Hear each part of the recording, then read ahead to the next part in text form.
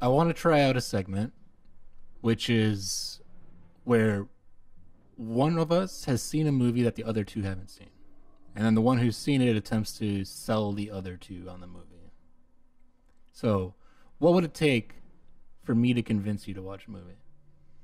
Just your recommendation, to be honest. Just my recommendation. Yeah, truthfully, All right, well, I put that much faith in you. Your stamp of all right. approval, do it. I appreciate that, but let's say you don't know me. You're reading a review on the internet or something. What do you need to hear? Genre is usually, like, if it's a sci-fi, I'm usually already in for it. If there's an actor I like, is another way. But usually, perhaps some nudity. Yeah. Nah. Some gunfights.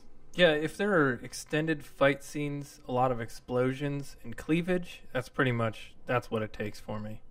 I don't mean that. Okay, well, I want to tell you about a movie that has no gunfights, no explosions, no cleavage. At least not that I can remember. It's been a while since I've seen it. But this movie is called Primer.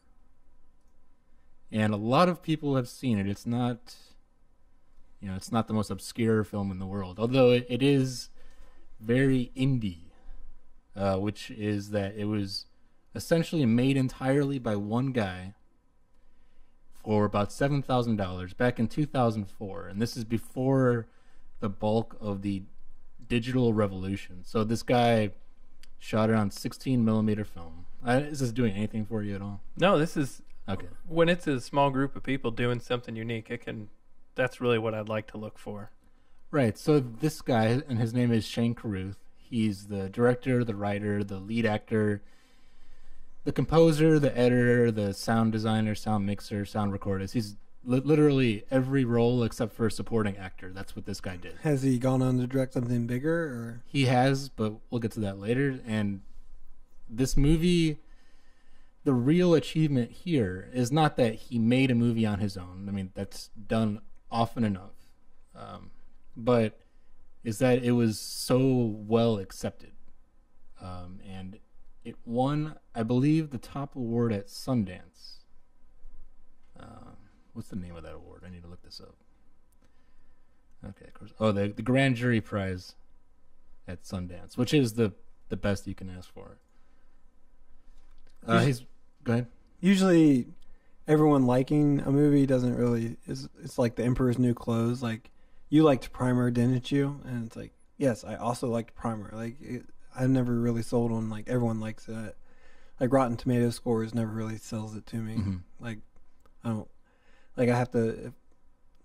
Worst case scenario, I see a preview and I decide I want to watch it, and I don't really care what other people think about a movie. That being said, it is a feat for someone to accomplish pretty much on their own.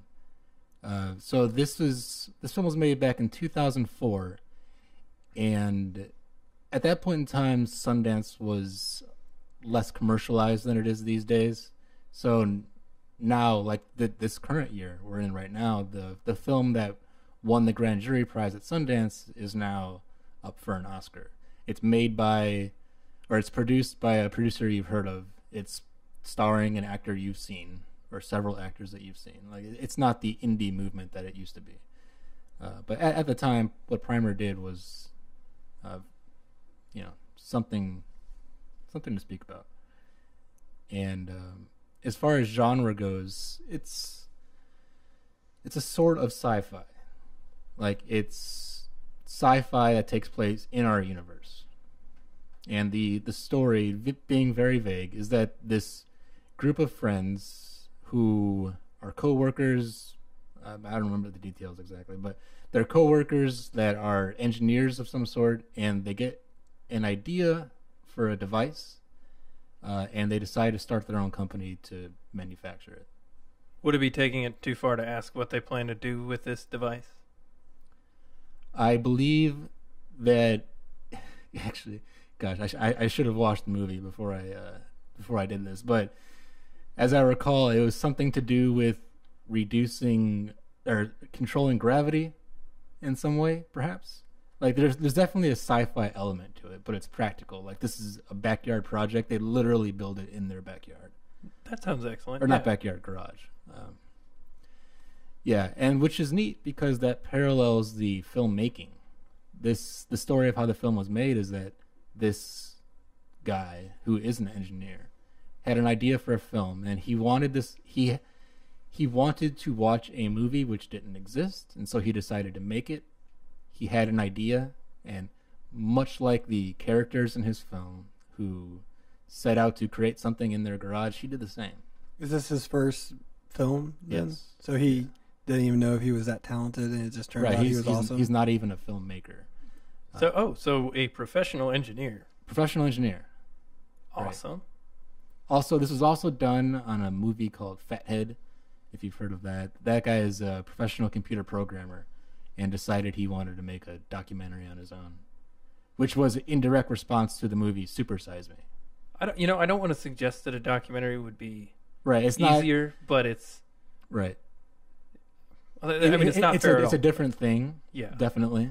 It requires less expertise, and that guy certainly didn't do it on his own, but he essentially did. Yeah. In a documentary, your expectations can be shattered, and that only helps fuel what you're doing. Right. As opposed to writing a story and then getting some folks together and making a movie out of it seems tremendous for a dude who doesn't even do this for a living. It's pretty awesome. Would you say this guy is, because he didn't have the background, that you get different types of shots and different types of story dialogue because he's not part of the system? Yeah, so everything in this movie is unique, reasonably speaking, unique. It's approached in a different way, and it's all done very simply. Like you don't get practical effects, you don't get special effects of any type. So why is it really. a good movie? Like, why should I watch it? I mean, like, because the background's great, but like, why should I watch that? All right, so the reason this movie was made, as I mentioned, was because this particular person wanted to watch a movie that hadn't been made, and that's the biggest selling point. It's very unique, or at least it was at the time, which was 2004. And I can't think of any examples off the top of my head, but there may have been some things since then that are similar. So you're saying by itself it doesn't stand as a good movie? It's the backstory that makes it a good movie? I would say that it's a good movie. However, I wouldn't fight you if you said you didn't like it. As I mean, I wouldn't argue with you. It's not like Breaking Bad. You know what I mean? If you say you don't like Breaking Bad, that's just absurd.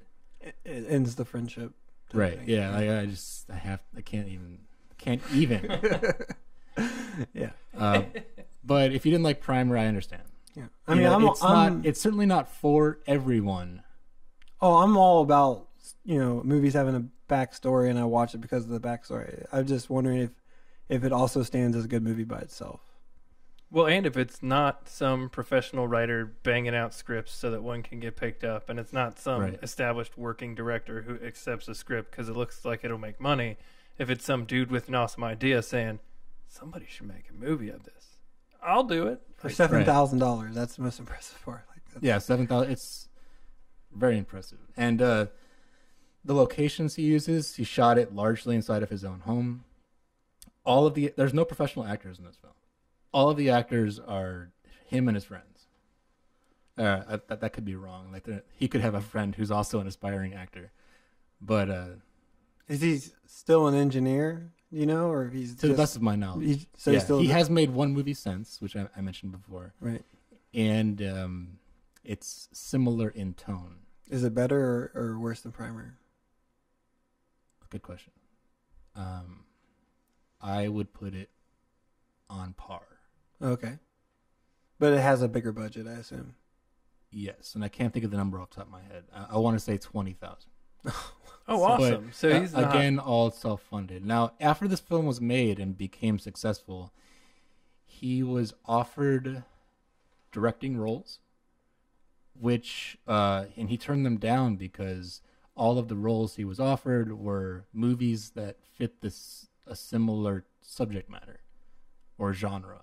And he didn't want to become that guy.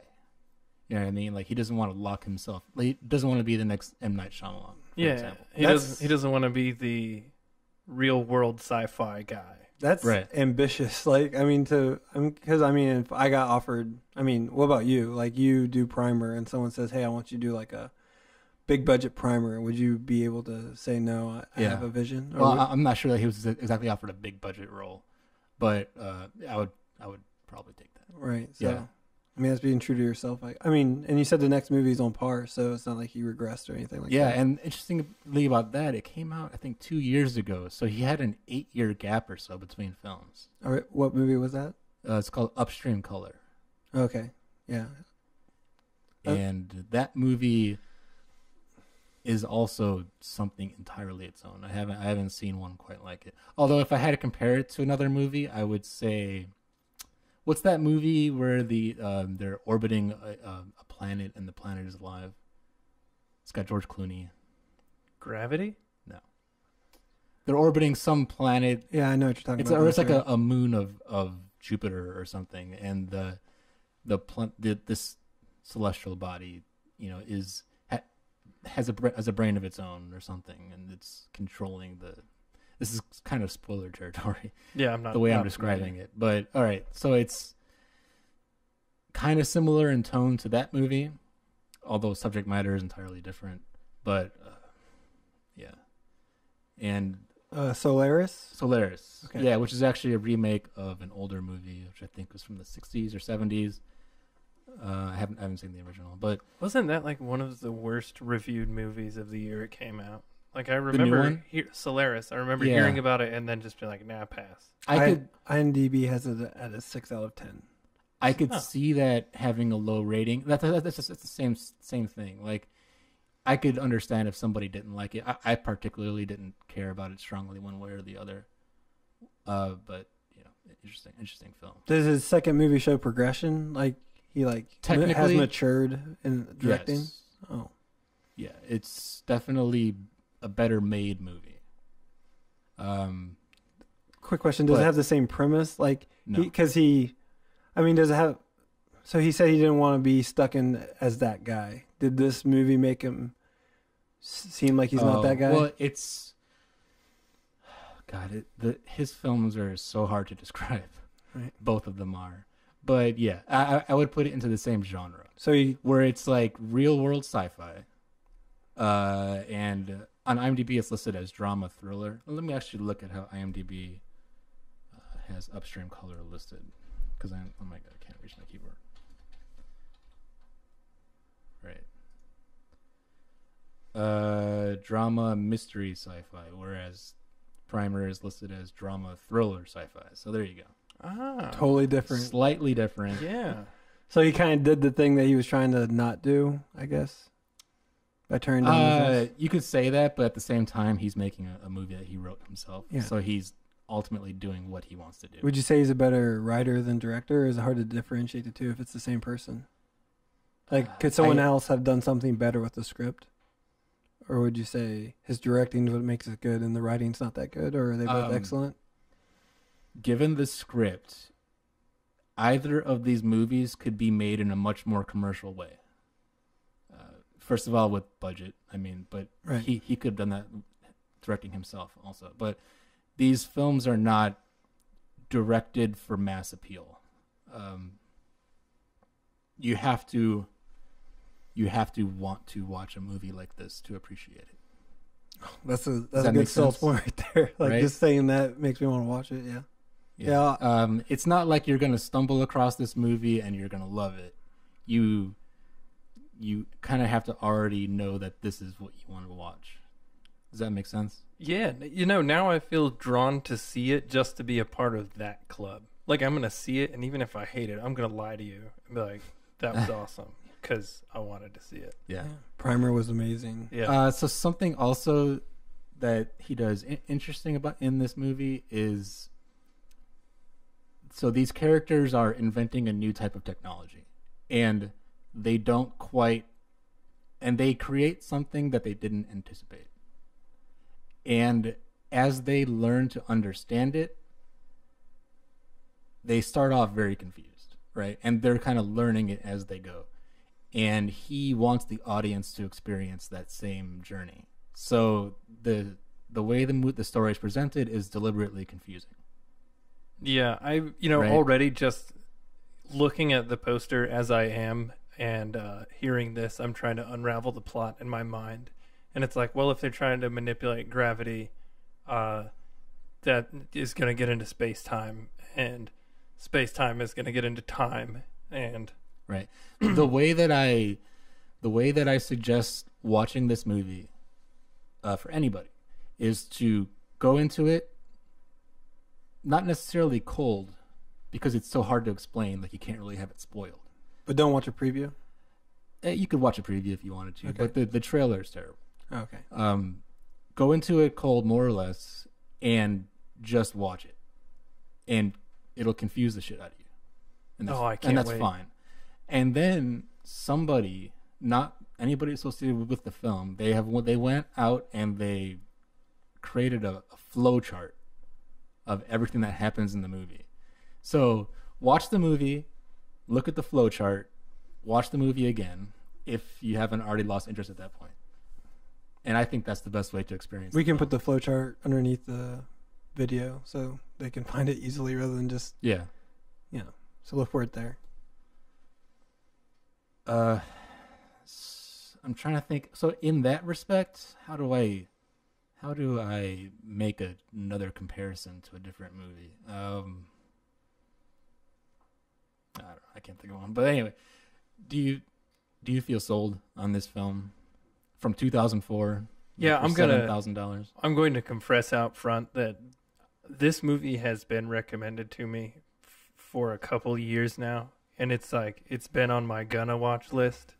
And then not being able to disclose many more details, you have intrigued me more, but I was sold before we started, and I would say I'm more sold now. I'm ready. All right, that's good.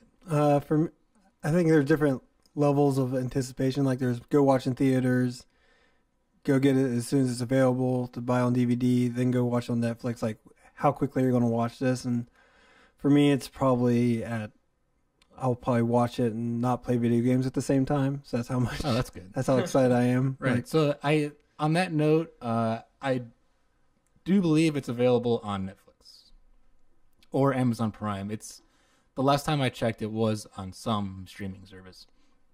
So I definitely suggest it because, if you already have that, then it's free, essentially. All right. There are worse ways to spend an hour and a half or however long it is. 77 minutes. 77 minutes. Man, one more selling Yeah, point. that's one more selling point. It's quick. yeah. There you go. All right. Primer, 2004, written, directed, starring Shane Carruth. Highly recommended.